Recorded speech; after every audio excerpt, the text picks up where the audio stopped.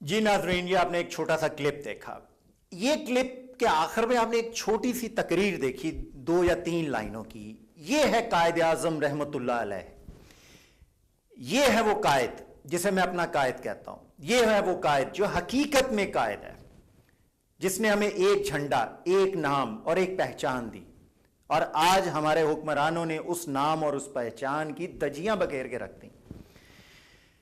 हुकूमत के अंदर 3 से 4 मेन पार्टीज हैं जो काम कर रही हैं, जिनकी ये कमिटमेंट है 16-17 करोड़ अवाम के कि हम उनको हर वो सहूलत देंगे, हर वो फैसिलिटी देंगे जिसके लिए एक मुसलमान, एक पाकिस्तानी डिज़र्व करता है, जिसके टैक्सेस से ये पूरा पाकिस्तान का निज़ाम चल रहा है। अफसोस के साथ मुझे कहना पड़ रहा है, जाली डिग्रियों का निज़ाम आपके सामने आया।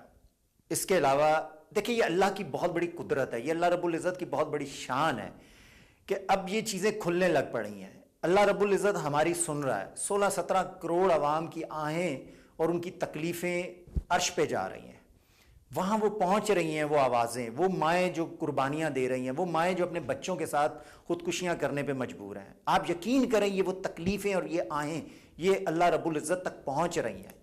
जब एक माँ अपने बच्चों समेत खुदकुशी करती है तो ये वो अमल है जो बर्दाश्त नहीं हो सकता, क्योंकि 70 गुना ज़्यादा प्यार अल्लाह रब्बुल इज़्ज़त ने अपने एक इंसान से किया है। 70 गुना प्यार का जो कंपैरिजन है वो एक माँ के प्यार से है। तो आज वो माँ अपने बच्चों के साथ खुदकुशियाँ करने पे मजबूर है। आज वो माँ और एक बेटी वनी जैसे फेल में मुलव्वस हो गई।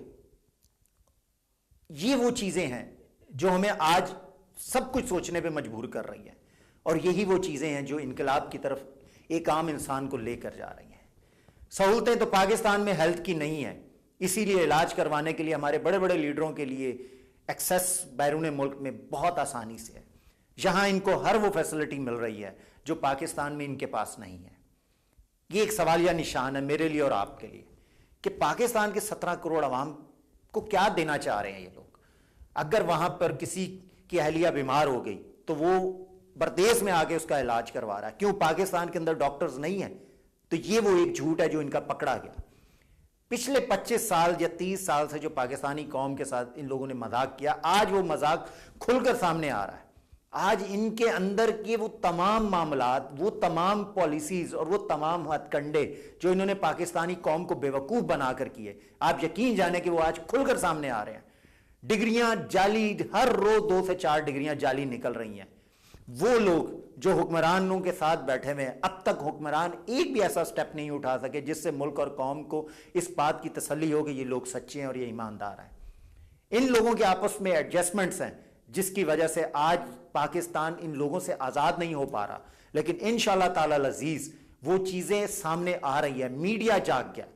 सबसे बड़ी खुशी की बात है कि मीडिया अपना एक मस्बत किरदार अब अदा कर रहा है। No blackmailing, no role of, हर चीज मीडिया अब सामने लाकर हमें दिखा रहा है।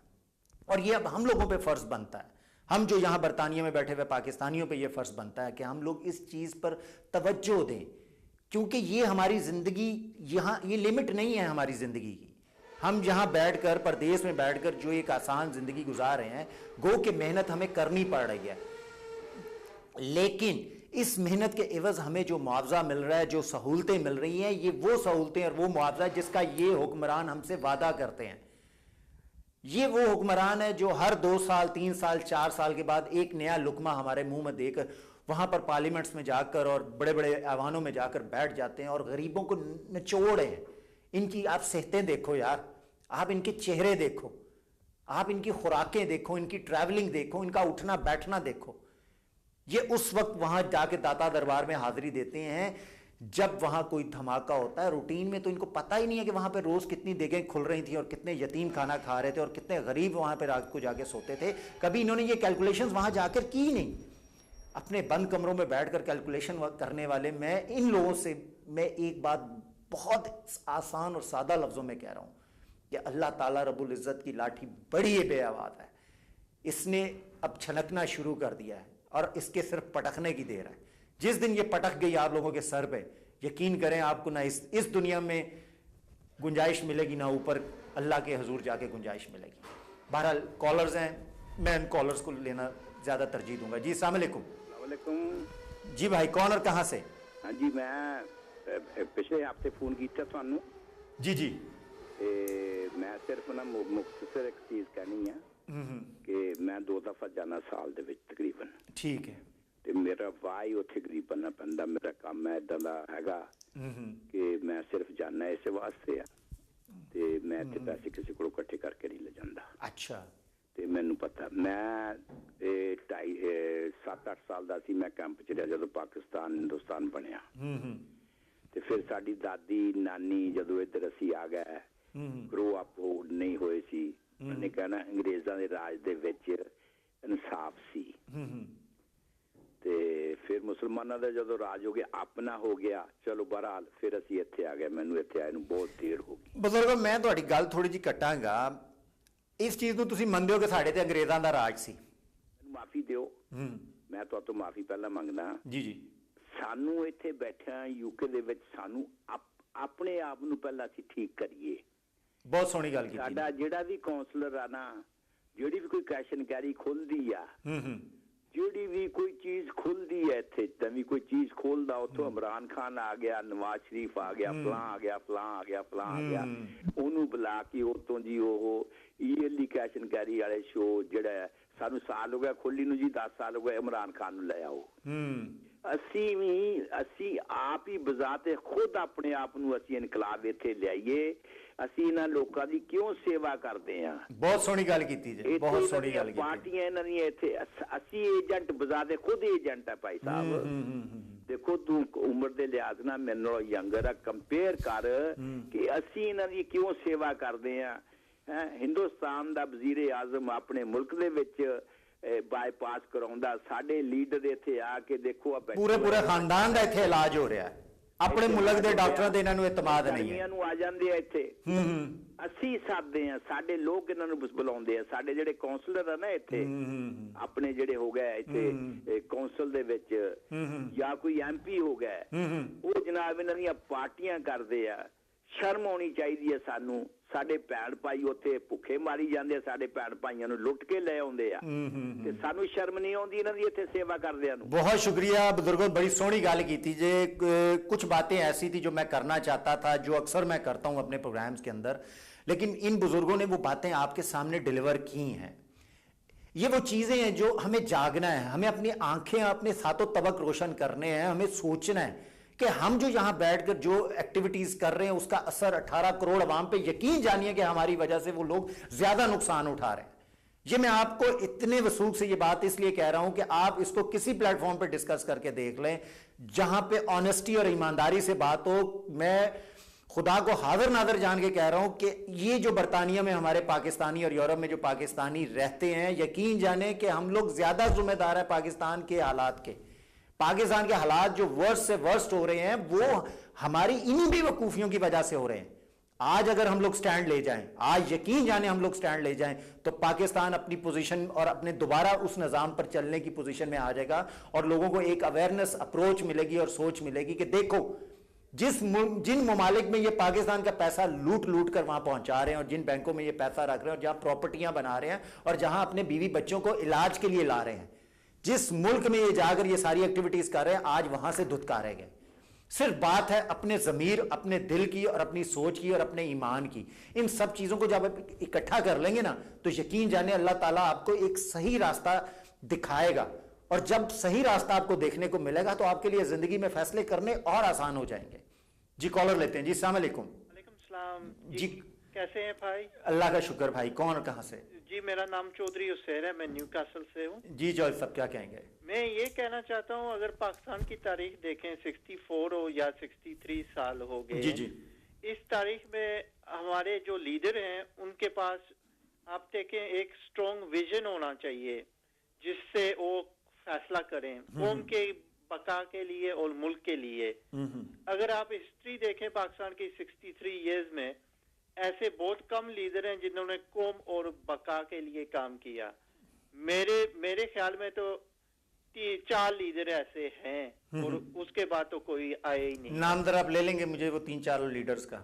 जी, पहले तो आप मुल्क के कायद आजम, उसके यकीन जाने की, अब मैं क्या बात बोलूं, आगे बोले। जी उन्होंने तो मुल्क दिया, कौम दी है, एक मुसलमानों को पहचान एक दी, विजन एक दिया, आइडेंटिटी साउथ दी। एशिया के।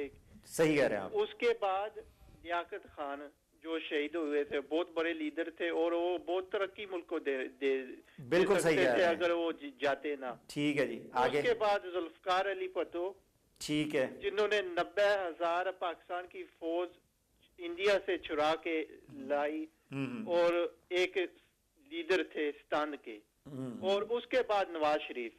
अच्छा, अब नवाज शरीफ के बारे में जरा मुझे बता दें, कोई खूबी बयान नवाज शरीफ के करें बारे में ये बताएं कि जो सच्ची बात है। सच बोलिएगा, अगर आप मुसलमान हैं तो मैं सच सुनना चाहूंगा। हिस्ट्री में या तारीख में है ये बात। नवाज शरीफ की ये बात है कि 1988 में जब बिल क्लिंटन ने उसको फोन किया और इस आदमी ने और मुस्लिम लीग ने एक विजन दिया अच्छा, को।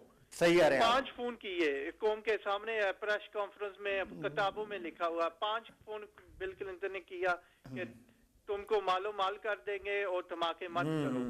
सही कह रहे हैं आप। उसने जिला वतनी इसके लिए कहती है, उसने कहा पहले इंडिया ने किया, हमारी सिक्योरिटी का खतरा, हमारे मुल्क को खतरा, इसके लिए हम ठीक कह रहे हैं जनाब, धमाके मियां साहब के कहने पे धमाके हुए। ठीक है जी। उसके बाद AQ खान का कोई रोल नहीं है, अब्दुल कदीर खान का मेरे ख्याल कोई रोल नहीं है। कदीर खान का बहुत बड़ा। हेलो। मगर लीडरों के पास एक विजन था, एक फैसला करने की जरूरत थी। अच्छा जी, और कोई खूबी मियां साहब की? मियां साहब की उसके बाद खूबी ये है कि येलो टैक्सी स्कीम मुल्क को दिया।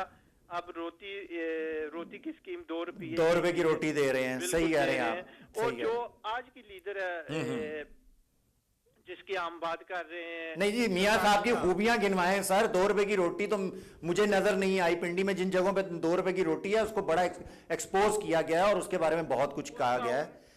अब मैं 1-2-3 बातें, आप ऑनलाइन रहिएगा क्योंकि पब्लिक भी सुन रही है और मैं चाहूंगा कि आपकी लाइन ड्रॉप ना हो। मियां साहब का जो लास्ट टाइम के जो टैक्स है, रिटर्न है, वो सिर्फ 5,000 रुपए है जो पाकिस्तान के खजाने में गया है। आपके पास इसका जवाब है?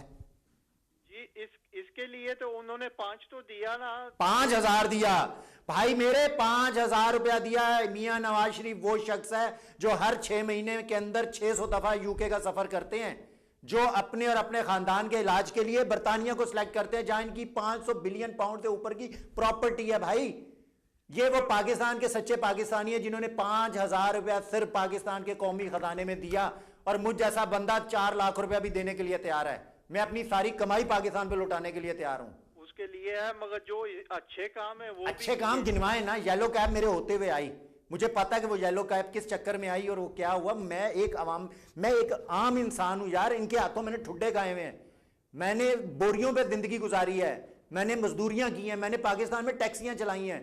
मैं कोई पोस्ट जिंदगी नहीं गुजार के आया तो जो यहां बैठा हूं। ये तो मैं शुक्र अदा करता हूं कि वीनस के चेयरमैन का, कि जिन्होंने मुझे ये मौका दिया कि आज एक गरीब इंसान को यहां मौका दिया कि तू बोल ले यार।